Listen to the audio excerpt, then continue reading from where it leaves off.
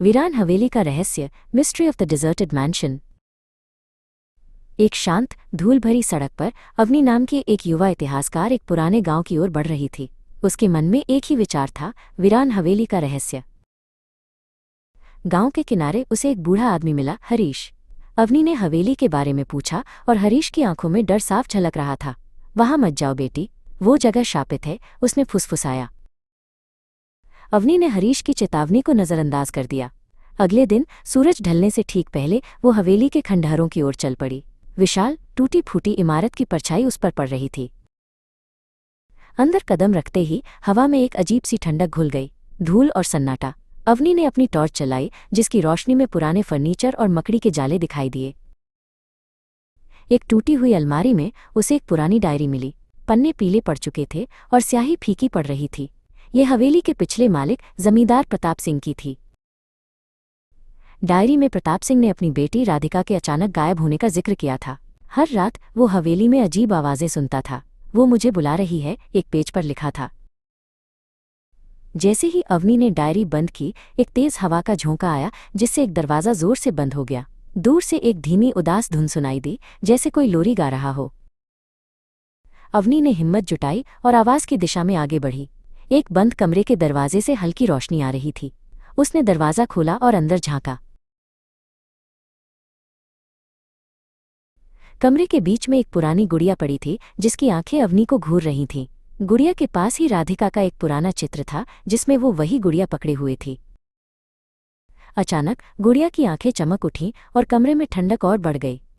अवनी को लगा जैसे राधिका की आत्मा उसे देख रही है और हवेली का रहस्य अब उसके सामने था, माइनस एक खोई हुई आत्मा जो अपनी गुड़िया के साथ हमेशा के लिए हवेली में कैद थी। अंधेरा गांव का रहस्य। रात गहरी हो चली थी।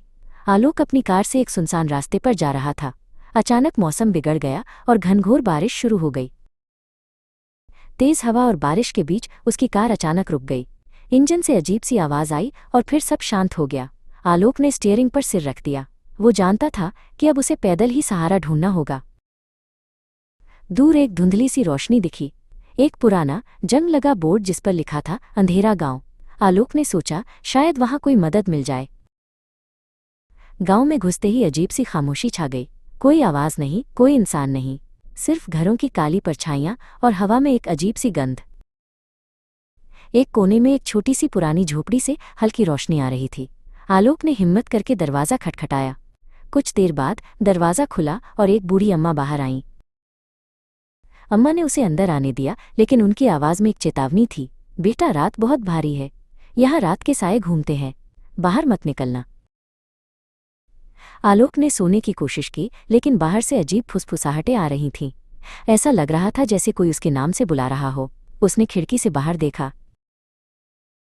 अंधेरे में कुछ परछाइयां धीरे धीरे गांव के बीचों बीच बने कुएं की ओर बढ़ रही थीं। वे इंसान नहीं लग रहे थे।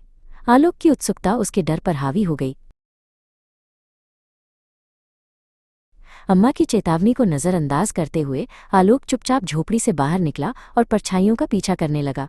हवा में एक ठंडी सिहरन थी। कुएं के पास पहुंचकर आलोक ने देखा, गांव के लोग जिनके चेहरे खाली और आंखें काली थीं, कुएं के चारों ओर एक अजीब रस्म कर रहे थे। वे कुछ बुदबुदा रहे थे। अचानक आलोक के पैर से एक पत्थर टकराया और जोर से आवाज हुई। सभी खाली आंखें एक साथ उसकी ओर घूम गईं। उनकी नजरें इतनी डरावनी थीं कि आलोक की रूह कांप उठी। आलोक ने बिना सोचे समझे भागना शुरू कर दिया। गांव के लोग उसके पीछे दौड़ने लगे। उनके कदमों की आवाजें और बुदबुदाहटें उसके कानों में गूंज रही थीं। वो अपनी कार की ओर भागा। जैसे ही वो अपनी कार के पास पहुंचा, उसने चाबी घुमाई। चमत्कार, कार स्टार्ट हो गई। उसने तुरंत गियर डाला और तेजी से गांव से बाहर निकला। गांव की सीमा पर उसने एक परछाई देखी। वो अम्मा थी जो सड़क के किनारे खड़ी थी। उनकी आंखों में अब एक उदासी थी, जैसे वो जानती थीं कि क्या हुआ है और वो उसे बचा नहीं पाईं। आलोक ने पीछे मुड़कर नहीं देखा। वो बस वहां से दूर जाना चाहता था, उस भयानक गांव से जहां रात के साए और खाली आंखों वाले लोग रहते थे। अंधेरा गांव का रहस्य उसके दिमाग में हमेशा के लिए बस गया। छाया चोर का रहस्य। इंस्पेक्टर विक्रम एक धुंधले सुनसान गांव कालपुर में दाखिल हुए। हवा में एक अजीब सी खामोशी थी और हर तरफ घना कोहरा छाया हुआ था। उन्हें यहाँ हाल ही में हुई रहस्यमयी गुमशुदगियों की जांच के लिए भेजा गया था। विक्रम ने गांव के एक छोटे से ढाबे पर रुककर कुछ जानकारी लेने की कोशिश की। ढाबे का मालिक एक अधेड़ उम्र का आदमी घबराया हुआ लग रहा था। उसने फुसफुसाते हुए कहा, साहब, ये कोई आम बात नहीं है। ये गांव शापित है, यहाँ कुछ अनहोनी हो रही है। विक्रम गुमशुदा व्यक्ति के आखिरी ज्ञात स्थान पर पहुंचे। गांव के बाहर एक पुराना जर्जर घर के अंदर धूल और मकड़ी के जालों के सिवा कुछ नहीं था, लेकिन एक दीवार पर एक अजीब सा प्रतीक बना हुआ था जो खून से लिखा हुआ लग रहा था। रात में अपनी अस्थायी चौकी पर विक्रम ने उस प्रतीक पर शोध किया। उन्हें पुरानी किताबों और लोक कथाओं में इसका जिक्र मिला। ये छाया चोर नामक एक प्राचीन इकाई से जुड़ा था जो आत्माओं को चुराता था। अगले दिन विक्रम ने गांव की सबसे बूढ़ी महिला दादी माँ से मुलाकात की। दादी माँ, जिनकी आंखें गहरी और अनुभवी थीं, पहले तो हिचकिचाईं, लेकिन फिर उन्होंने गांव के काले इतिहास और छाया चोर की किंवदंती सुनानी शुरू की। दादी माँ ने बताया कि छाया चोर तब जागृत होता है जब दुनियाओं के बीच का पर्दा पतला हो जाता है, जो आमतौर पर एक विशेष चंद्रचरण के दौरान होता है। उन्होंने कहा कि वो चंद्रचरण अब करीब आ रहा है। विक्रम हालांकि अभी भी पूरी तरह आश्वस्त नहीं थे, लेकिन दादी माँ की बातों ने उन्हें सोचने पर मजबूर कर दिया। उन्होंने दादी माँ द्वारा बताए गए पुराने परित्यक्त मंदिर की जांच करने का फैसला किया, जिसे शाप का स्रोत माना जाता था। मंदिर के अंदर अंधेरा और सन्नाटा था। विक्रम ने अपनी टॉर्च जलाई और दीवारों पर वही अजीब प्रतीक देखे।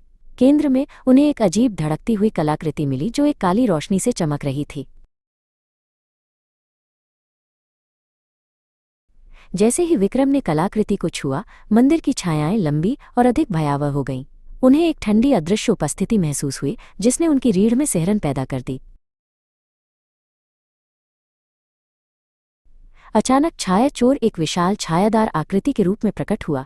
उसकी आंखें अंधेरे में चमक रही थी और उसने विक्रम को अपनी काली अदृश्य पकड़ में लेने की कोशिश की।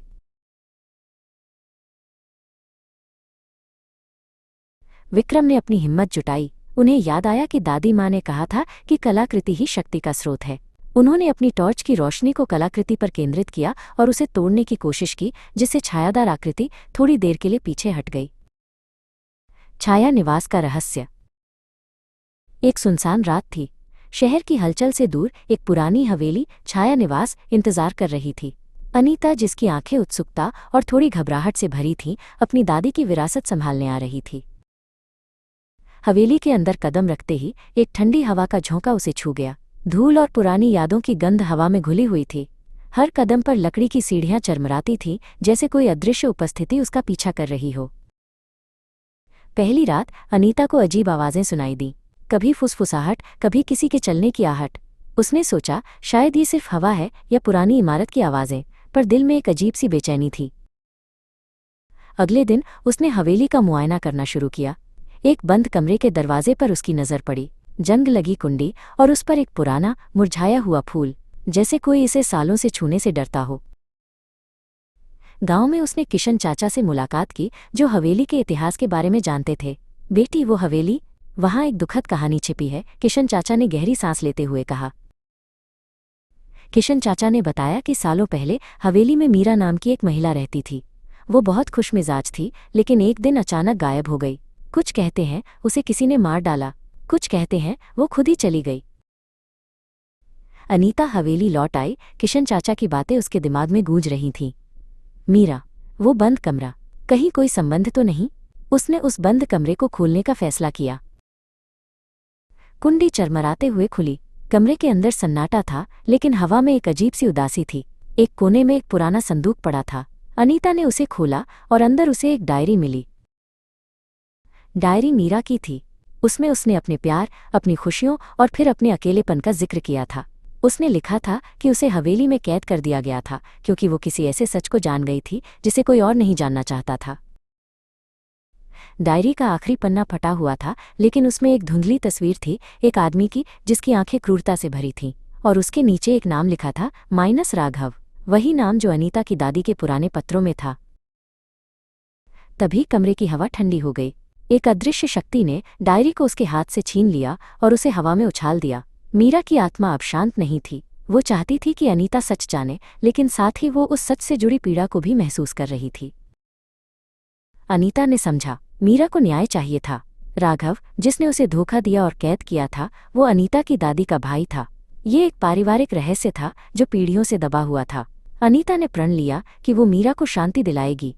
हवेली अब सिर्फ एक घर नहीं, बल्कि एक न्याय की लड़ाई का मैदान बन गई थी।